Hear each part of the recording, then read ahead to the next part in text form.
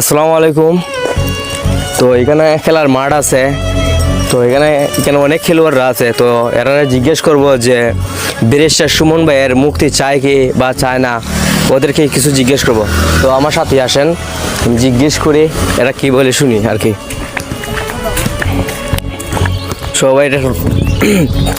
সবাই সাথে থাকবেন আর ভিডিওটা বেশি বেশি শেয়ার দিবেন।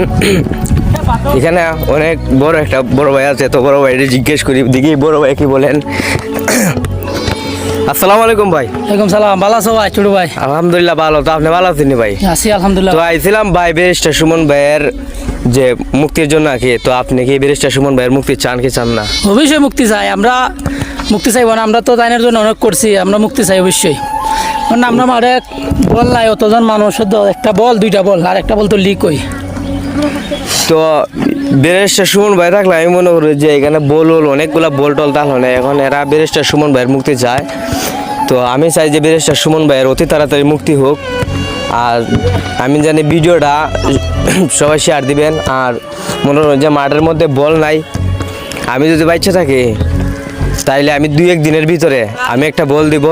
তো সবাই ভিডিওটা শেয়ার দিবেন। আসেন আরও শুনে যে এরা কি বলে। আসসালামু আলাইকুম ভাই। তো এই যে দেখেন ভাই, এই যে বলটা দেখেন, মানে মাঠে খেলাধুলার মতো। ওই যে দেখেন বলটা এদিক দিয়ে কিন্তু খান হয়ে গেছে গা, মানে বলটা যে খান হয়ে গেছে, কিন্তু একটা বল দেওয়ার মতো লোক নাই। ব্যারিস্টার সুমন ভাই যদি থাকতো তা অবশ্যই খেলার মাঠে বলের অভাব থাকলো না। তো ভাই আমি যদি বাচ্চা থেকে 2-1 দিনের ভিতরে আমি একটা বল দিব। তো আপনারা ভিডিওটা শেয়ার দিবেন আর সবাইকে দেখার সুযোগ করে দিবেন। দেখেন মানে মাঠের মধ্যে মানে অনেকই লোক আছে, কিন্তু মাঠের মধ্যে বল নাই।